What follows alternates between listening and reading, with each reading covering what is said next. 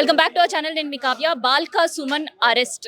So 2 రోజుల నుంచి కూడా ఇదే వార్త వినిపిస్తుంది. మొత్తానికి వాళ్ళ అరెస్ట్ అయిపోయింది. బాల్కా సుమన్ పైన పెట్టిన సెక్షన్స్ ఏంటి అండ్ రిమాండ్కి అయితే తరలించే అవకాశం ఉందా, నిజంగా శిక్షలు పడతాయా, వివాదాస్పద వ్యాఖ్యలు, ఇట్లాంటి విషయాలన్నీ కూడా తెలుసుకుందాం. ప్రజెంట్ మనతోటి లలిత రెడ్డి గారు.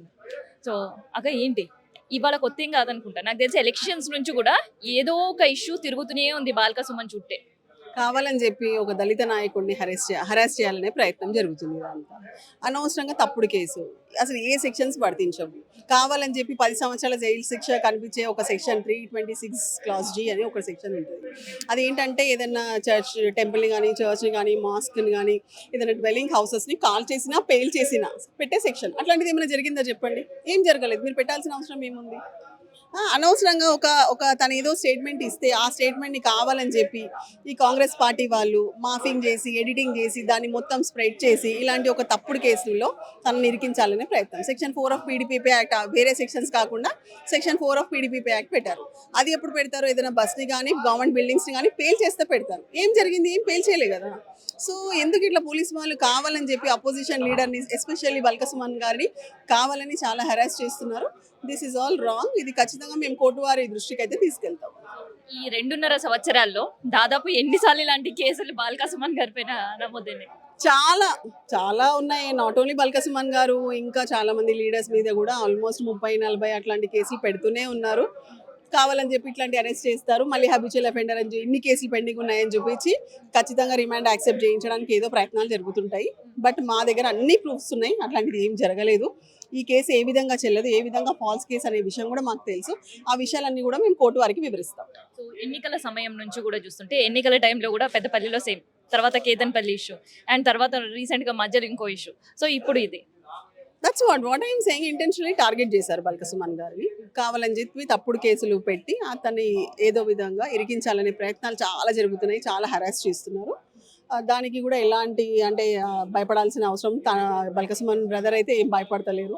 ఏ విధంగా ఉన్నా నాట్ ఓన్లీ బాల్కా సుమన్ గారు బట్ ఆల్ క్యాడర్ కానీ, బీఆర్ఎస్ పార్టీ క్యాడర్ అయినా, లీడర్ అయినా ఎవరేం భయపడేది లేదు. బికాస్ ఈ తప్పుడు కేసులను ఎదుర్కోవడానికి ఖచ్చితంగా మేమున్నాం. వాళ్ళు కూడా చాలా మంచిగా పోరాడుతున్నారు. ఏది ఉందో మేము కోర్టులో పోరాడతాం. ఖచ్చితంగా న్యాయం మా ఫేవర్లో వస్తుందని మాకు నమ్మకం ఉంది. బికాస్ న్యాయం మా సైడ్ ఉంది కాబట్టి. ఇప్పుడు ఏముంది, ఇది ఎన్ని ఆల్మోస్ట్ ఒక 6 సెక్షన్స్ ఇంపోజ్ చేశారు. అండ్ ఇప్పుడు మాకు డౌట్ ఏంటంటే రిమాండ్ తెచ్చే ముందు ఇంకా కొన్ని యాడ్ చేస్తారని అనుకుంటున్నాము. సో అవి ఏం యాడ్ చేశారో చూద్దాం. ఇప్పుడు పెట్టిన ఈ సెక్షన్స్ అయితే ఏది వర్తించదు. మరి కొత్తగా ఇంకేం తీసుకొస్తారో చూద్దాం. So let's see in the court.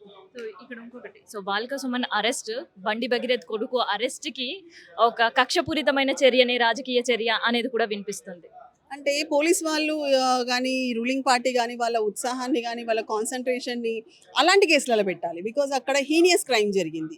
అలా చేయకుండా దానికి రివెంజ్గా మేము ఇట్లాంటి కేసు పెడతామంటే అసలు ఇది నిలబడే కేసే కాదు కదా. 80% నిలబడేది ఈ కేసు. Completely false case. ఒక్క సెక్షన్ కూడా అప్లికబుల్ అవ్వట్లేదు. ఈ చర్యలు ఏమీ జరగలేదు. ఒకవేళ తన స్టేట్మెంట్ని బట్టి ఏదన్నా అఫెన్స్ జరిగితే అప్పుడు పెట్టాల్సిన సెక్షన్స్. ఎలాంటి అఫెన్స్ ఇప్పటి వరకు జరగలేదు. జరగనప్పుడు ఏ విధంగా ఈ కేసు అసలు అప్లికబుల్ అవుతుంది? So this is nothing but wasting of their time as well as court's precious time. So కక్షపూరిత రాజకీయాలు చూసాం, కానీ కాంగ్రెస్ వచ్చిన తర్వాత కక్షపూరిత కేసులు అంటే they are diverting the issue. Actually diversion politics ఇదంతా. కావాలని చెప్పి వాళ్ళు ఇచ్చిన 6 గ్యారంటీలు కానీ ఏదైతే ఫుల్ఫిల్ చేయట్లేదు, ఎన్నో ఉన్నాయి, 400 హామీలు ఉన్నాయి. సో ఇవన్నీ ఫుల్ఫిల్ చేయట్లేదు. ఎప్పుడైతే ప్రజలు ప్రశ్నిస్తున్నారో కావాలని చెప్పి ఇట్లాంటి ఫాల్స్ కేసెస్ రిజిస్టర్ చేస్తున్నారు. This nothing but diversion again, అంతే.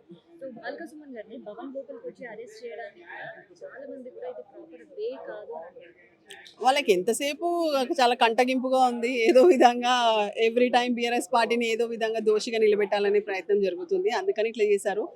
స్టూడెంట్ యూనియన్ సమ్ మీటింగ్స్ ఉండే. So he was here meetings conduct చేస్తుండే ఏదో యాప్ గురించి. సో ఆ ఇష్యూలో తను ఇక్కడ ఉన్నప్పుడు పోలీస్ వాళ్ళు రావడం జరిగింది.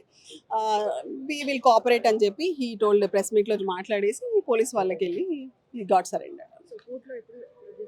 యాక్చువల్గా అయితే వాళ్ళకి 24 hours టైం ఉంటుంది. Any time they'll get it. అది